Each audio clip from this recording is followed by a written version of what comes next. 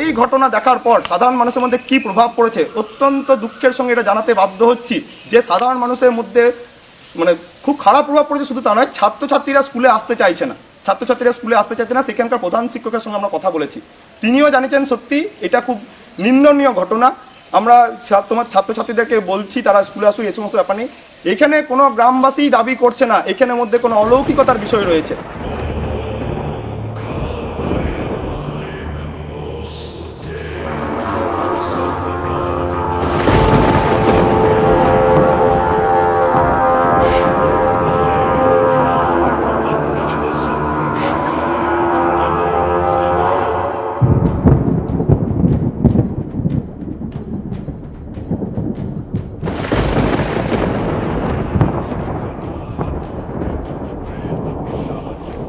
আমার নাম দেবরাজ সান্যাল।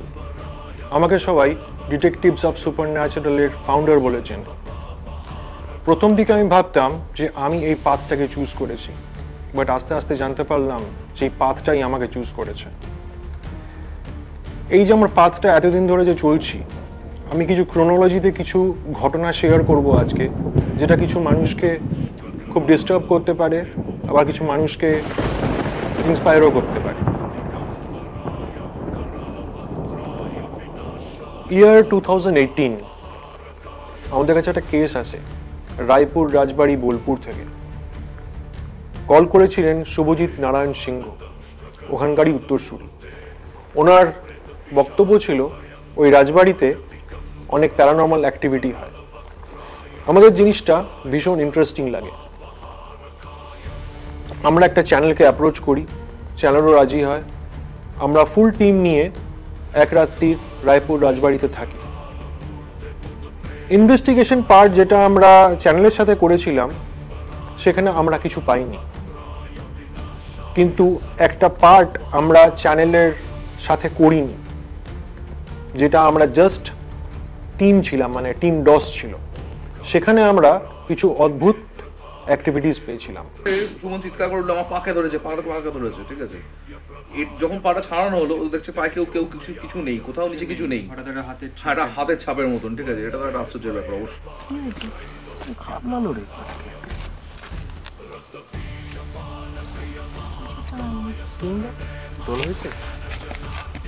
এটা কি মানে এটা কি রে?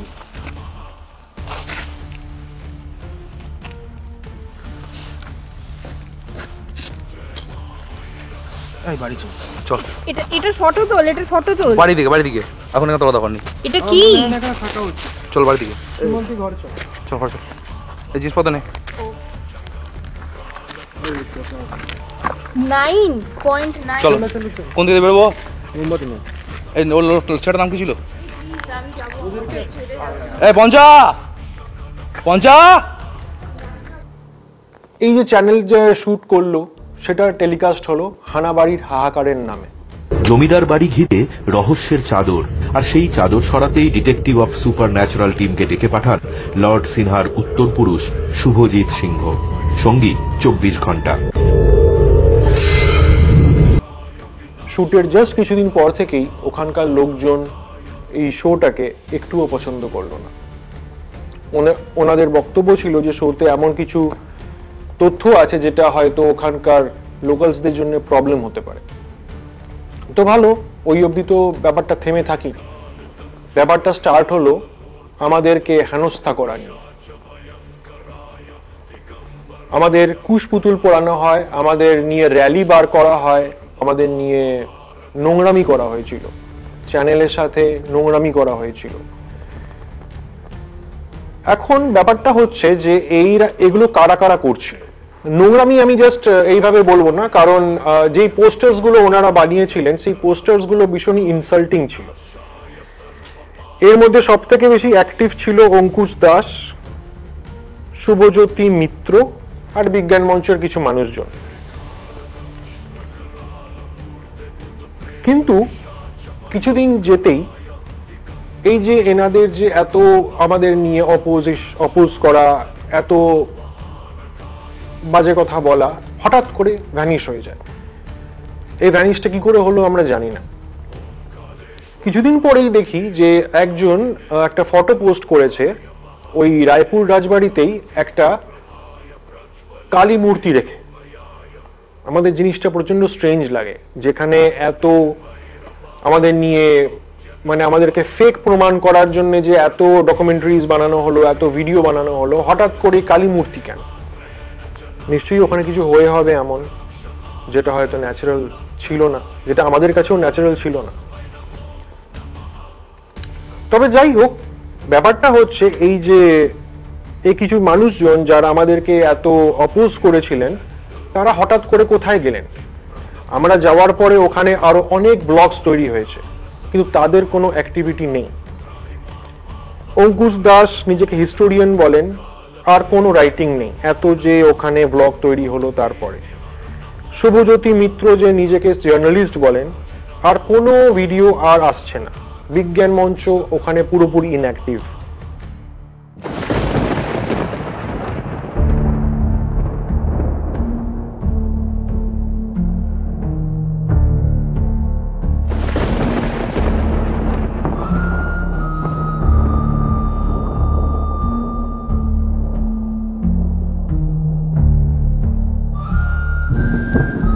আজকে আমি বসেছি আমার জীবনের কিছু ঘটনা বলতে। 2014-এর আগে আমার জীবনটা ছিল অন্যরকম। 2014-এ এমন একজন মানুষের সাথে আমার বিয়ে হয়। আমি জানতে পারি সে এমন একটা টপিক নিয়ে কাজ করে, আমার নলেজে ছিল না এরকম টপিক নিয়ে আগে কেউ কাজ করেছে বলে। 2018 আমি একটা প্রোডাকশন হাউসে অ্যাজ আ ক্রিয়েটিভ জয়েন করি। প্রোডাকশন হাউসের নাম জাস্ট স্টুডিও। প্রডিউসার ছিলেন সুচন্দ্রা বানিয়া। সেই প্রোডাকশন হাউসে তখন তৈরি হচ্ছিল পূর্ব পশ্চিম দক্ষিণ উত্তর আসবেই এই মুভিটি। যেহেতু সুচন্দ্রা আমার ফ্রেন্ড ছিল, সেই দিক থেকে আমি ভেবে ওকে বললাম যে দেখ, আমরা এরকম একটা কাজ করি, আমার টিম আছে, তোর তো প্রোডাকশন হাউস, তুই নতুন নতুন ভিডিও বানাতে চাস, তুই যদি ইন্টারেস্ট নিস তাহলে আমরা এই প্রোডাকশন হাউসের থ্রু কোনো কাজ করতে পারি। ও ইন্টারেস্ট পেল কাজ করার। সেই জন্য আমি দেবরাজকে বললাম যে তুমি একবার গিয়ে সুচন্দ্রার সাথে দেখা করো আর ভালো করে বিষয়টা বুঝিয়ে বলো। দেবরাজের সাথে ওর কথা হলো, সব ব্যাপার ফাইনাল হলো। অবভিয়াসলি টাকা পয়সার কথাও হলো, কারণ আমরা যখন একটা প্রোডাকশন হাউসের থ্রুতে কাজ করব তো অবভিয়াসলি রেমুনারেশন একটা থাকি। তো সেই অ্যাসপেক্ট থেকে আমরা একটা রেমুনারেশন চেয়েছিলাম। সুচন্দ্র রাজি হয় এবং আমরা জাস্ট স্টুডিওর সাথে বানাই হুজ দেয়ার। শুট হয়ে গেল, ইনভেস্টিগেশন হয়ে গেল, ওটা পাবলিশ হয়ে গেল, ওটার প্রেস কনফারেন্সও হলো, কিন্তু পেমেন্টটা আমাদের হলো না। ঠিক এইরকম বিহেভিয়ার আমার কাছে আসে যে তুই তো আমার এখানেই কাজ করিস, আবার পেমেন্ট কিসের? উনি হয়তো বুঝতে পারেননি যে আমি ওখানে যে ক্রিয়েটিভিটির কাজ করি সেটার স্যালারি আলাদা, আর আমার টিম যে ডকুমেন্টারি শ্যুট করছে সেটার রেমুনারেশন আলাদা হয়। সেই জন্য ওর আমার সাথে একটা ক্ল্যাশ লাগে। এবং এর মাঝখানেই আমাদের একজন টিম মেম্বার ওর জাস্ট স্টুডিওতেই চাকরি করতে শুরু করে। আমার সাথে যখন ক্ল্যাশ লাগে আমাকে ও কন্টিনিউয়াসলি প্রেশার করতে থাকে যাতে আমি ডিটেকটিভ অফ সুপারন্যাচারাল ছেড়ে দিই, দিয়ে আমি খালি জাস্ট স্টুডিওর সাথে কাজ করি। আমি ছেড়ে দিলাম জাস্ট স্টুডিও, কিন্তু আমাদের যে টিম মেম্বারকে জাস্ট স্টুডিও থেকে নেওয়া হয়েছিল কাজে, সে ওখানে থেকে গেল। ঠিক তার কিছুদিন পরেই আমাদের ইউটিউব চ্যানেল হ্যাক হতে স্টার্ট হলো। আমরা কল্পনাও করতে পারিনি যে সেখান থেকে একজনের মদতে ইউটিউব চ্যানেল হ্যাক করে সেই চ্যানেলটা ডিলিট করে দেওয়া হবে। সেটাতে আমাদের খুব ডাউনফল হয়েছিল, কারণ সেই ইউটিউব চ্যানেলটা সবে সবে মনিটাইজ হতে যাচ্ছিল এবং সেখান থেকে আমাদের কিছু আর্নিং হতো। সেই ইউটিউব চ্যানেলটা ডিলিট করে দেওয়া হয় এবং পুলিশের তরফ থেকে জানানো হয় যে আইপি অ্যাড্রেস থেকে এটা ডিলিট হয়েছে সেটা জাস্ট স্টুডিও। কিছুদিন পরে আমরা জানতে পারি আমাদের সেই team member say detective of supernatural ছেড়ে দেয়, দিয়ে সুচন্দ্র বানিয়ার সাথে একটি নতুন টিম ক্রিয়েট করে প্যারানর্মাল ইনভেস্টিগেশন করার জন্য। দু একটা ভিডিওও বানিয়েছিল আমাদের দেখা দেখি।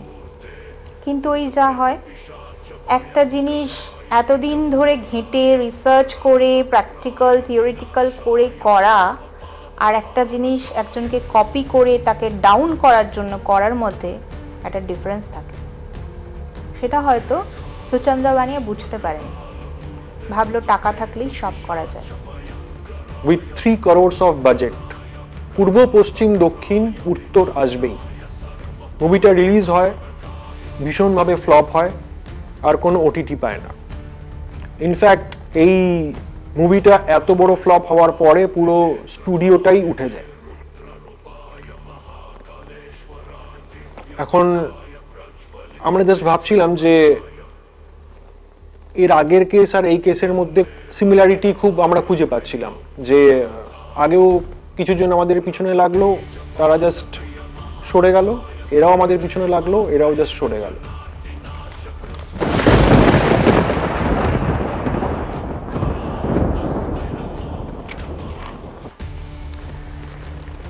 এবার আসছি নেক্সট কেসে, 2019 দাদাগিরি।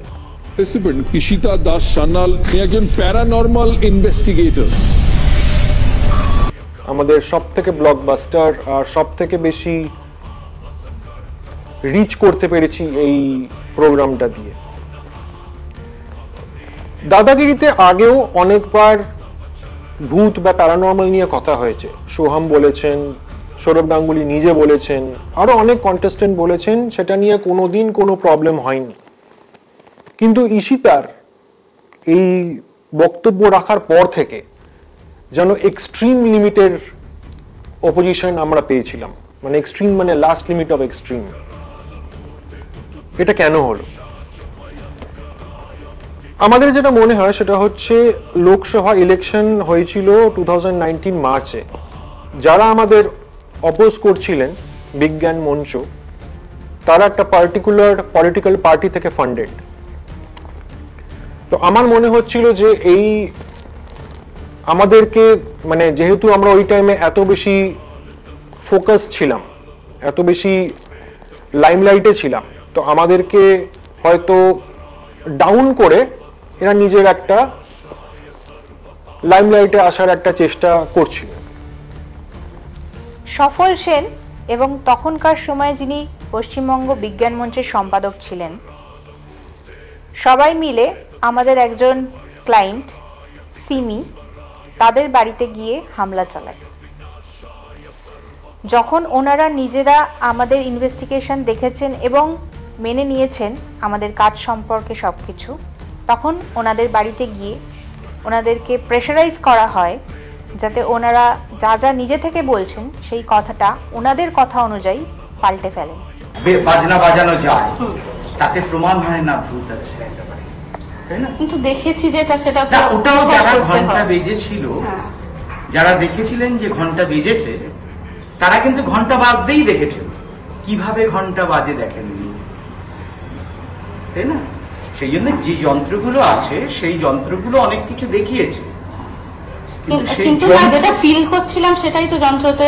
যেমন সেদিনকে হচ্ছে টেম্পারেচার ছিল 33 ডিগ্রি সেলসিয়াস ইটাপুরে, কিন্তু থার্মোমিটারে কিন্তু সেটা 27 দেখাচ্ছিল, 27 বা 28 এরকমের মাঝখানে ঘুরছিল। প্লাস জানলা দরজা পাখা ফ্যান আমাদের ঘরের লাইট সব বন্ধ ছিল, কিন্তু তা সত্ত্বেও কিন্তু টেম্পারেচার প্রচন্ড আমাদের ঠান্ডা লাগছিল, ঘাম হচ্ছিল না, প্রচন্ড ঠান্ডা লাগছে। এটা ফিলিং, এই ফিলিং নিয়ে আমি এক্ষুনি কিছু বলছি না। প্লাস থার্মোমিটারও সেম জিনিস দেখাচ্ছে না, আমি যে ফিলিং নিয়ে বলছি না, কারণ গরম জলের মধ্যে আঙুল দিলে অনেকে অনেক কতক্ষণ রাখতে পারবে তার ফিলিং এর উপর নির্ভর করবে, তার এখানকার নার্ভ গুলো সক্রিয় কিনা বা অতি সক্রিয় কিনা তার উপরে নির্ভর করবে। এবং সকলের সামনে এসে বলেন যে না, টিম ডিটেকটিভ অফ সুপারন্যাচারাল যা করে সব ভুয়ো। ওনারা মানেননি, কারণ ওনারা মিথ্যে কথা বলতে চান না। সেই জন্য আমাদেরকে নিয়ে হাইকোর্টে কেস করা, আমাদের নিয়ে যা না তাই বলা, লিঞ্চিং, প্রভোকেশনস কি ছিল না, সব রকম ভাবে আমাদেরকে ডাউন করার জন্য এনারা সব রকম চেষ্টা করেছিলেন। কিন্তু 2021 রাজ্যসভা ইলেকশনেও সেম রেজাল্ট হয়েছিল। তারপরে থেকে আর কোনো অপোজিশন বা কোনো রকম কিছু আমরা পাইনি। এখন আমি জানি না যে এটার সাথে এটা রিলেশন করাটা ঠিক হবে কিনা, কিন্তু স্টিল একটা আমাদের, যেহেতু আমাদের পিছনে লাগা হয়েছিল আর তার রেজাল্টও আগের দুটোর মতনই হয়েছিল, তাই আমি এটা আজকে শেয়ার করলাম। এই যখন ক্রোনোলজিগুলো ঘটছে, যে কেউ যখন আমাদেরকে ডাউন করার চেষ্টা করছে আর সে মানে একটা আননোন ফোর্স তাকে রাস্তা থেকে সরিয়ে দিচ্ছে, এটা আমাদেরকে প্রচন্ডভাবে মানে ভাবতে বাধ্য করেছিল যেটা কিভাবে পসিবল, মানে একটা এমন কিছু কি ফোর্স সত্যি কাজ করছে যে আমাদেরকে জাস্ট, আমরা যে এই সাবজেক্টটাকে প্রমোট করছি সেটা কি আমি একটা ব্যাক এন্ড থেকে একটা কোনো এনার্জি থেকে আমি সাহায্য পাচ্ছি, নাকি এটা জাস্ট বাই লাক ঘটে যাচ্ছে, আমরা শিওর ছিলাম না। একদিন আমি আর ঋষিতা গল্প করছিলাম যে 2016-এ কি হয়েছিল, মানে এটা জাস্ট আমাদের হঠাৎ করে মাইন্ডে এলো।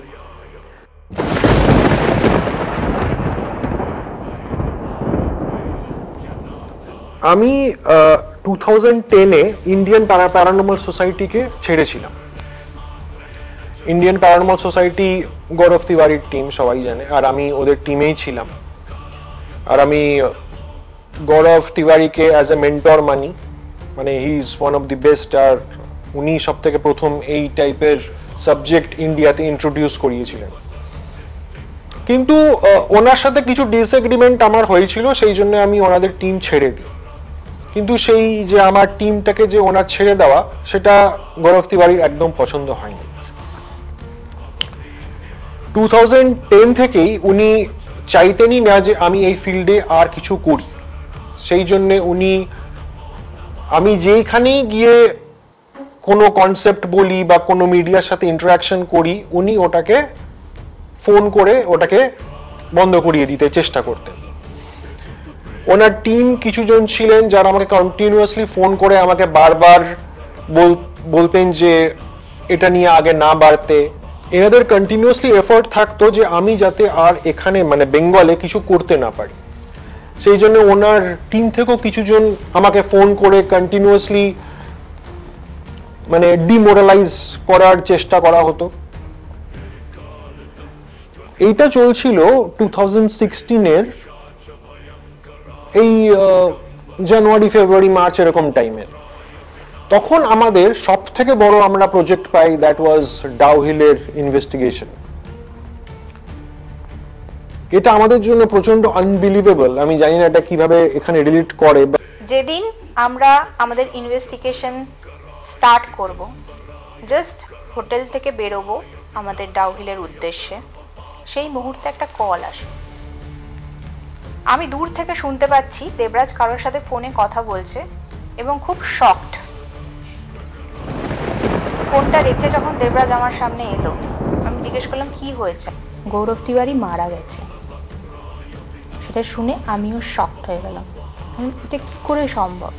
কারণ দুদিন আগেও দেবরাজ আমাকে দেখিয়েছিল গৌরব তিওয়ারির কিছু একটা নতুন প্রজেক্ট আসছে, সেটা নিয়ে ও খুব এক্সাইটেড ছিল, এবং সবাই যেখানে বলছে গৌরব তিওয়ারি নাকি সুইসাইড করেছে। যদিও আমরা এখনো জানি না যে ওনার মৃত্যুটা কিভাবে হয়েছিল, কিন্তু এটা খুব শকিং ছিল আমাদের জন্য যে আমাদের পথের বাধা হয়ে দাঁড়াচ্ছিল, যে মানুষটা আমাদের কোনো বড় কাজে যেতে দিচ্ছিল না, সেই মানুষটা সেই দিন মারা গেল যেই দিন আমরা আমাদের আজকে আমরা এখানে যে বসে কথাগুলো বলছি, আপনারা যে শুনছেন, এই ইম্পর্টেন্সটা যে ইনভেস্টিগেশন আমাদের দিয়েছে, সেই ইনভেস্টিগেশনটা করতে যাওয়ার সময়। ডিটেকটিভস অফ সুপারন্যাচুরাল এই সেন্টেন্সটা, এই টিমটা, এই ওয়ার্ডগুলো D.O.S লাইফে কতটা ভ্যালু রাখে সেটা একমাত্র আমি জানি। একটা সময় একটা ফ্যান ছিলাম যে প্যারানর্মাল ওয়ার্ল্ড নিয়ে ইন্টারেস্টেড তো ছিল, যার জীবনে প্যারানর্মাল অনেক ঘটনা ঘটে, কিন্তু সে কোনোদিন এটা ভাবেনি যে প্রফেশনালি সে প্যারানর্মাল ইনভেস্টিগেটর হল। এই জার্নিটার ব্যাপারে এখন না হয় নাই বললাম, বাট ডিটেকটিভস অফ সুপারন্যাচুরালের সঙ্গে থাকতে থাকতে এটা জানতে পারি ব্যাক এন্ডে কোনো একটা ফোর্স আছে যেটা কোনোভাবে আমাদেরকে এগিয়ে যেতে সাহায্য করে। যখন আমার দাদাগিরি নিয়ে খুব কন্ট্রোভার্সি হয়, সেই সময় একজন বড় জার্নালিস্ট ময়ূক রঞ্জন ঘোষ আমাকে নিয়ে খুব বাজে কথা ওনার ফেসবুক প্রোফাইলে উনি বড় করে লিখেছিলেন, যেটা প্রচুর শেয়ারও হয়েছিল। যেহেতু উনি একজন বড় মাপের মানুষ, ওনার কথা একটা ইম্পর্টেন্স রাখে, তো উনি খুব বাজেভাবে আমাকে অপমান করেছিলেন, সেটা আমার একদম ভালো লাগে। ঠিক তার কিছু মাস পরেই ওনার সাথে ঘটে যায় এক বিশাল বড় দুর্ঘটনা। দ্যাটস নট নর্মাল ফোর্স, সেটা খুব স্বাভাবিক ফোর্স নয়। সেই ফোর্সটা যেরকম আমাদের এগিয়ে নিয়ে যেতে সাহায্য করে, সেই ফোর্সটা আমাদের যারা শত্রু আছে, যারা আমাদের বিনা কারণে পেছনে লাগার চেষ্টা করে, আমাদের নিয়ে সার্কাজম করার চেষ্টা করে, তাদেরকেও থামিয়ে দেয়। তো কি এই ডার্ক লর্ড? আপনাদের সামনে এমন কিছু রিভিল করতে চলেছি যেটা আপনাদের বিলিফ সিস্টেমকে একটু হলেও নাড়িয়ে দেবে। আমি আমার জার্নি স্টার্ট করেছিলাম 2010-এ, আজকে 2024। এই জার্নিটা আমার জন্য ইজি ছিল না, অনেক হার্ডলস এসেছিল, কিন্তু সব হার্ডলস যেন অটোমেটিক্যালি আমার সামনে থেকে সরে যায়। প্রথম দিকে মনে হতো যেটা লাকে হচ্ছে, বাট না, পুরোটা লাকে হচ্ছে না।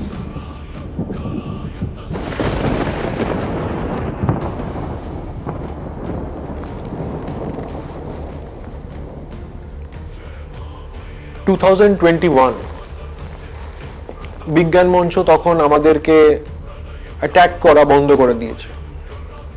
একটা নতুন ন্যাশনালিস্ট পার্টি আমাদের সামনে আসে, যুক্তিবাদী সমিতি।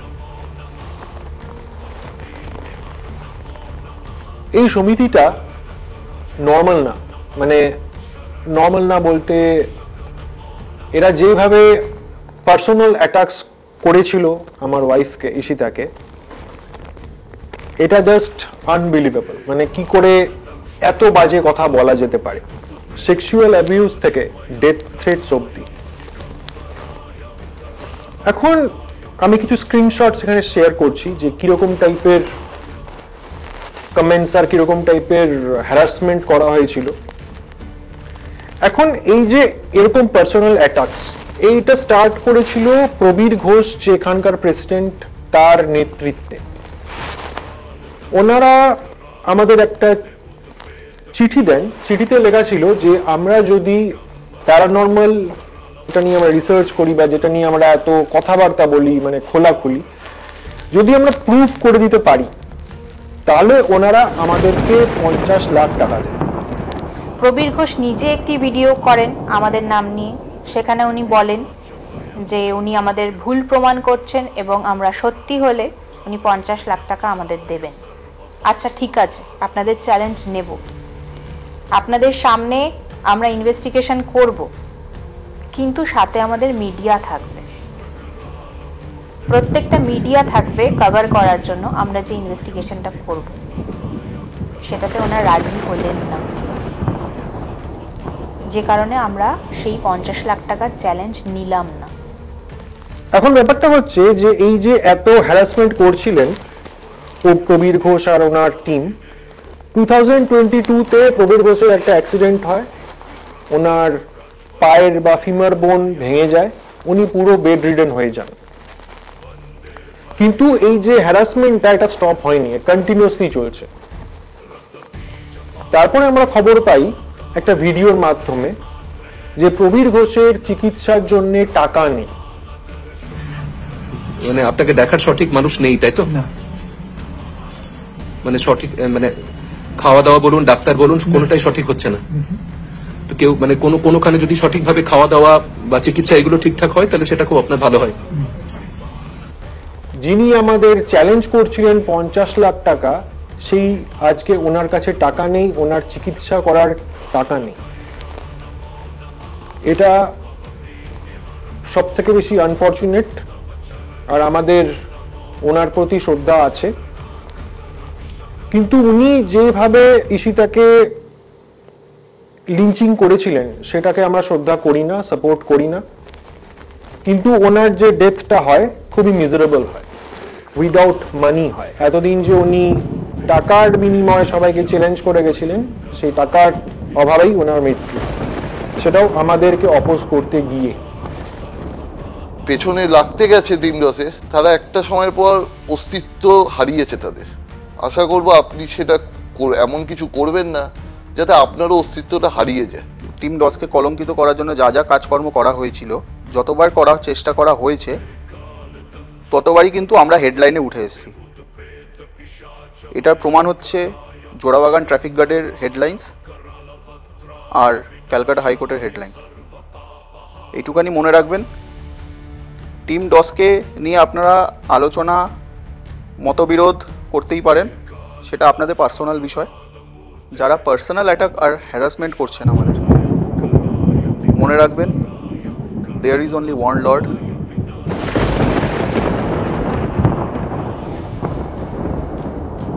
আমরা এই ডার্ক লর্ডটা যখন থেকে বানাবো ঠিক করেছি, যত দিন এগিয়ে আসছে আমরা নতুন নতুন তথ্য কিছু জানতে পারছি, যেটা যেন আমাদের এই ভিডিওটাকে বানানোর জন্য আরো বুস্ট আপ করছে। সেই বিখ্যাত জিম যেটা নিয়ে এত ভাইরাল ভিডিওস আমরা দেখতে পাচ্ছি সোশ্যাল মিডিয়াতে, যেটা সো কল্ড হন্টেড,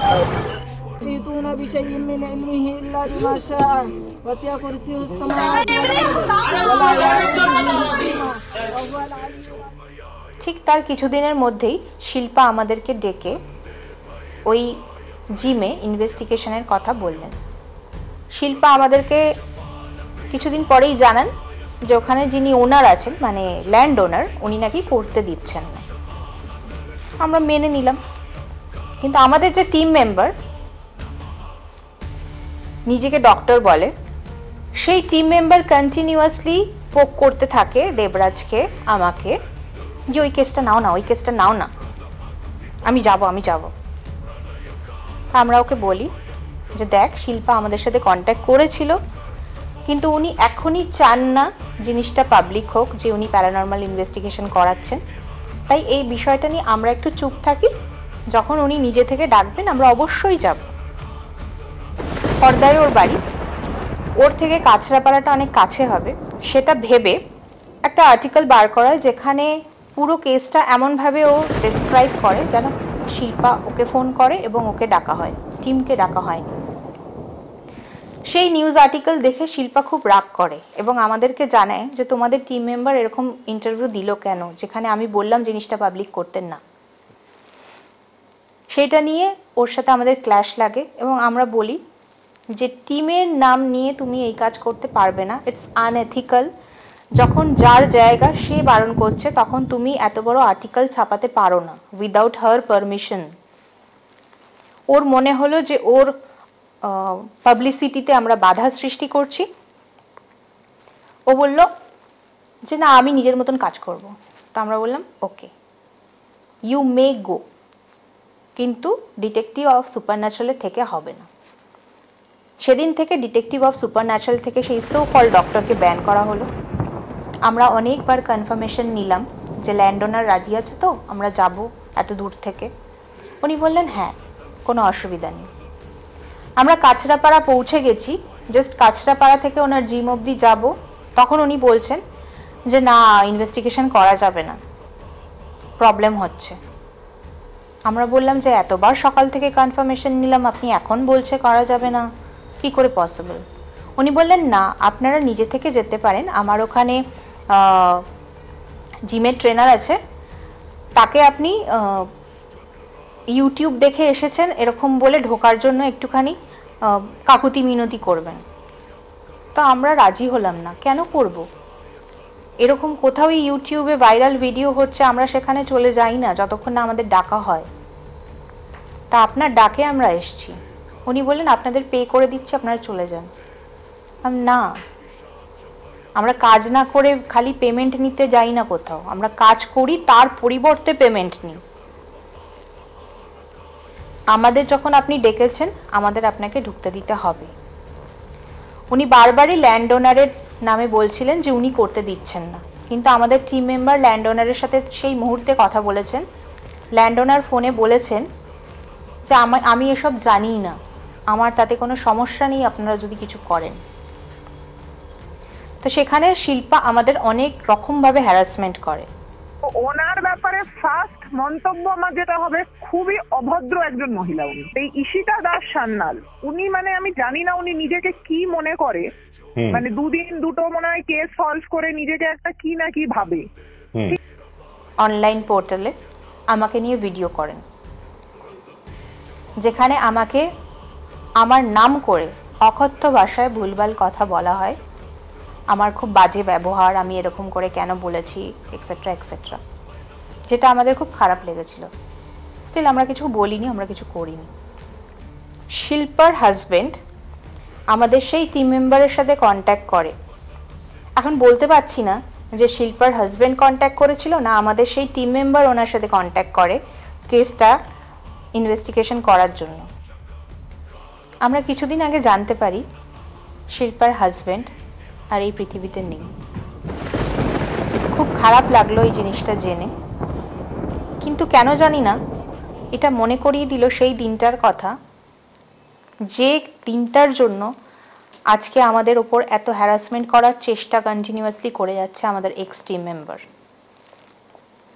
যোগাযোগ করে তার হাজবেন্ড শরীরে এখন নেই, মারা গেছে, স্ত্রী মারা গেছে। তো উনি আমাকে যোগাযোগ করেন, তো যোগাযোগ করার পর উনি আমাকে সমস্ত কিছু খুলে বলেন। এই এত কথা আমার বলার পেছনে একটাই কারণ, আপনারা হয়তো বুঝতে পারছেন এতক্ষণের ইন্টারভিউটা দেখে একটা ক্রোনোলজি কাজ করছে। মানে যখনই কোনো না কোনো বাধা বা মেন্টাল হ্যারাসমেন্ট আমাদের প্রতি আসছে, যদি আমরা এক সেকেন্ডের জন্য ভেবে থাকি যে না আর ভালো লাগছে না এত কিছু, এবার কাজটা ছেড়েই দিই, ঠিক সেই মুহূর্তে কেউ একজন তো আছে যে আমাদের প্রচণ্ডভাবে ফোর্স দিচ্ছে।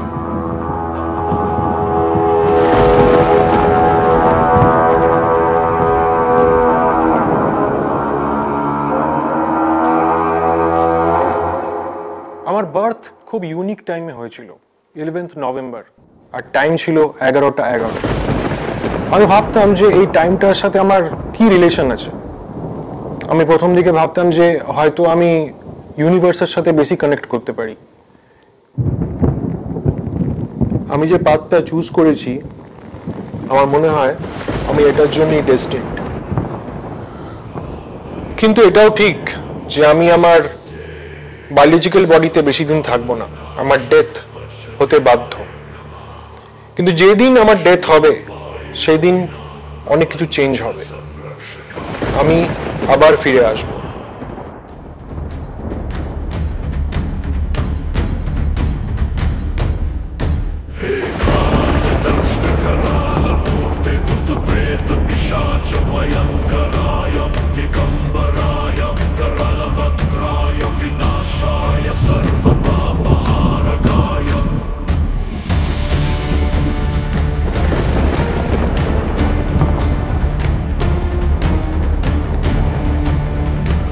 All hail to the Dark Lord. Hail to the Dark Lord. काल दंष्ट्र कराल मूर्ते भूत प्रेत पिशाच भयं